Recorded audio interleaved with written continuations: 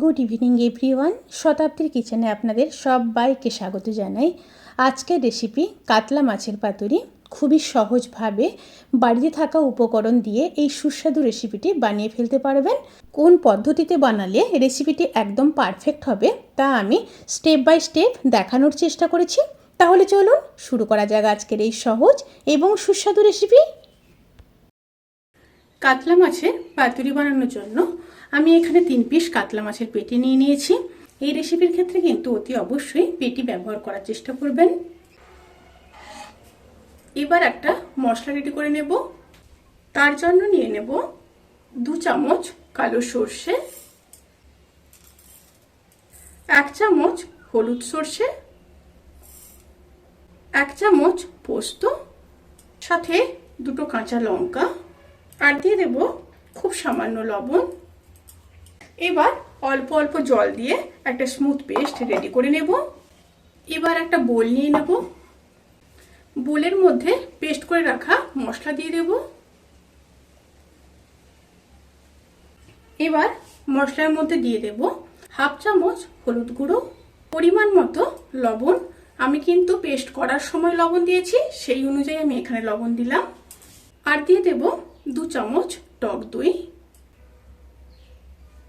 সাথে 2 চামচ সরষের তেল। এবার খুব ভালোভাবে মিশিয়ে নেব। খুব ভালোভাবে মিশিয়ে নিয়েছি। এবার মাছগুলোকে দিয়ে দেব।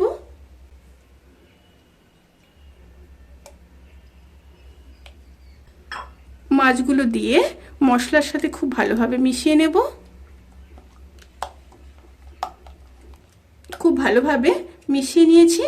এবার মাছগুলোকে 30 মিনিট রেস্টে রেখে দেব। অবশ্যই কিন্তু রাখতে হবে। এবার একটা কড়াইতে জল নিয়ে নিয়েছি। জলটা গরম হয়ে আসা পর্যন্ত অপেক্ষা করব। জলটা গরম হয়ে গেছে। এবার সমস্ত কলাপাতাগুলোকে জলের মধ্যে দিয়ে দেব। এবার গ্যাসের ফ্লেমটাকে অফ করে দেব। অফ করে দিয়ে কলাপাতাগুলোকে এই গরম জলের মধ্যে 5 মিনিট রেখে তারপর তুলে নেব। এক্ষেত্রে আর একটা জিনিস আপনারা করতে পারেন, কলাপাতাগুলোকে হালকা সেঁকে নিতে পারেন। সেক্ষেত্রে এক একটা করে কলাপাতা সেঁকে নিতে হবে। এবার একটা কলাপাতা নিয়ে নেব। কলাপাতার মধ্যে একটা মাছের পিস দিয়ে দেব। দিয়ে মাছের উপরে মশলা দিয়ে দেব।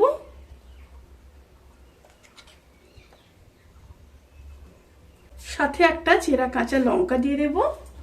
আর দিয়ে দেব খুব সামান্য সর্ষের তেল। এবার খুব ভালোভাবে ভাঁজ করে নেব।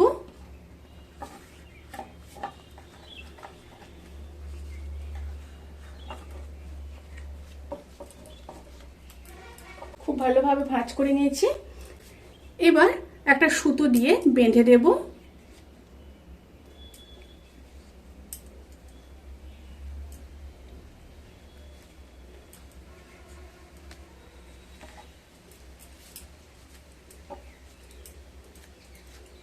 এইভাবে সুতো দিয়ে বেঁধে দিতে হবে। একটা রেডি হয়ে গেছে। আরও একটা করে দেখিয়ে দিচ্ছি। সেই একই পদ্ধতিতে আবারও একটা কলাপাতা নিয়ে নিলাম। এবার মাছের পিসটাকে দিয়ে দেব। ওপর থেকে 2 চামচ মশলা দিয়ে দেব। চেরা কাঁচা লঙ্কা দিয়ে দেব। সামান্য সর্ষের তেল দিয়ে দেব। এবার খুব ভালোভাবে ভাঁজ করে নেব।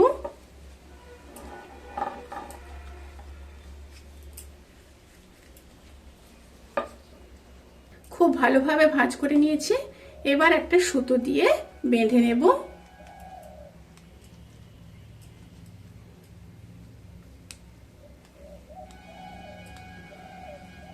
এইভাবে কিন্তু খুব ভালোভাবে বেঁধে নিতে হবে।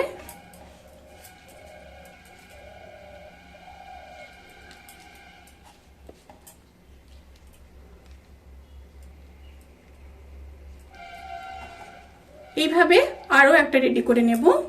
এবার একটা ফ্রাইং প্যানের মধ্যে কিছুটা সর্ষের তেল দিয়ে দেব। তেলটা গরম হয়ে আসা পর্যন্ত অপেক্ষা করব। তেলটা গরম হয়ে গেছে। এবার পাতুরিগুলোকে দিয়ে দেব।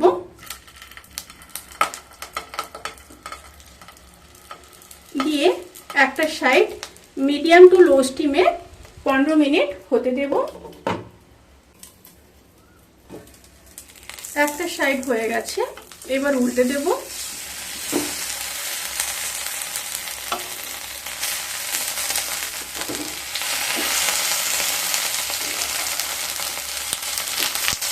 অপর সাইডটাও 15 মিনিট লো টু মিডিয়াম স্টিমে রান্না করে নেব।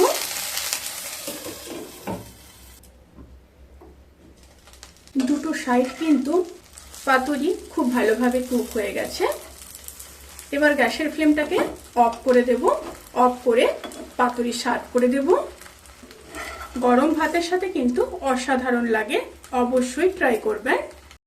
রেসিপিটি কেমন লাগলো প্লিজ কমেন্ট করে জানাতে কিন্তু ভুলবেন না। আপনারা সবাই ভালো থাকবেন, সুস্থ থাকবেন, সাবধানে থাকবেন। আজকের মতো এই পর্যন্ত। পরের ভিডিওর জন্য অপেক্ষা করুন। টাটা।